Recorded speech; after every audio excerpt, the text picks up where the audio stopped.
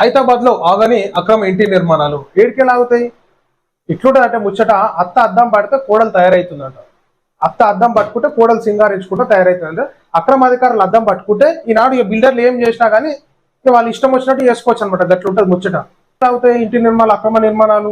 మన అధికారులకు ఏమన్నా పట్టింపు ఉంటే కదా, అధికారులకు పట్టింపు ఉంటే ఏమన్నా అక్రమ నిర్మాణాలు ఆగుతాయి. పొంగులేటి శ్రీనివాస్ గారు మన రెవెన్యూ ఇట్లా దెబ్బతింటుంది. ఈనాడు ప్రభుత్వానికి వచ్చేటటువంటి ఆదాయాన్ని G+2 పర్మిషన్లు తీసుకోవాలి, అడ్డగోలుగా మళ్ళీ మీద అక్రమ నిర్మాణాలు 2 ఫ్లోర్లు కట్టాలి. మరి ఇట్లా ఒక దగ్గరనే ఈ విధంగా అయితే తెలంగాణ రాష్ట్ర వ్యాప్తంగా అధికారులు ఎంత ఆమ్దాని పొందుతున్నారు? వాళ్ళ సొంత జేబులకు పైసలు పోతున్నాయి కానీ ఈనాడు తెలంగాణ రాష్ట్రం గురించి ఆలోచిస్తలేరు. కాబట్టి ఇటువంటి అవినీతి అధికారులను ఏం చేయాలంటే దండేసి దండం పెట్టి శాల్వా కప్పి సాగనంపాలి. అప్పుడు సోయికి వస్తారు అధికారులు. ఈ అధికారుల మీద చర్యలు తీసుకోండి. ఫస్ట్ ఏం కమాయి చేస్తారు, ఏం డ్యూటీ చేస్తారో తెలియాలి. ఈనాడు కళ్ళు కనిపిస్తున్నాయా లేవా, లేకపోతే గవర్నమెంట్ దవాఖానకు తీసుకొని కళ్ళ ఆపరేషన్ అన్నా చేయాలి. వీళ్ళకి కళ్ళు కనిపిస్తలేవు కావచ్చు వీళ్ళకి.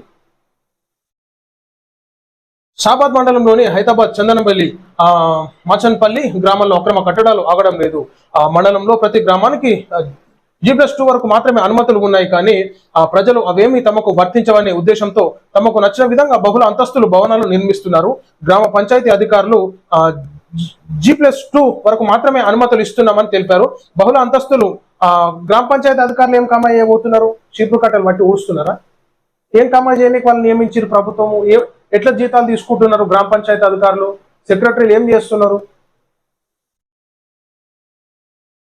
బహుళ అంతస్తుల భవన నిర్మాణదారులకు నోటీసులు ఇచ్చినా కూడా ఇంటి నిర్మాణాలు ఆపడం లేదు. ఇలాగే నిర్మాణాలు కొనసాగితే ప్రభుత్వం ఆదాయానికి గండి పడుతుంది కాదు, పడ్డది ఆల్రెడీ. పడ్డది ఆల్రెడీ. ఇప్పుడు ప్రభుత్వానికి ఆమ్దానం పోతే మాకేమొస్తుంది? మన జేబులు నిండాలన్నట్టు ఉంది అధికారుల పనితీరు అనమాట. HMD అధికారులు చూసి చూడనట్లు వదిలివేయడంతో వివిధ అక్రమ కట్టడాలు ఆగడం లేదు. ఇకనైనా ప్రభుత్వ అధికారులు తగిన చర్యలు చేపట్టి ఆ ప్రభుత్వ ఆదాయాన్ని కాపాడాలని, అక్రమ ఇంటి నిర్మాణాలు ఆపే విధంగా చర్యలు తీసుకుంటారో లేదో చూడాలి. చూడు ఎట్లా కన్స్ట్రక్షన్లు చూడు, ఇష్టానుసారంగా ఇష్టం వచ్చినట్టు అడిగేటోళ్ళు లేరు, చేసేటోళ్ళు లేరు. అందరు అధికారులకి మనం చదివిపియాలన్నమాట. కట్నాలు చదివిపిస్తే కథం అయిపోయి ఆడిందే ఆట, పాడిందే పాట. ఈ అధికారుల పనితీరు ఎట్లుందో మీ కథ ఏందో చెప్తాం ఇక.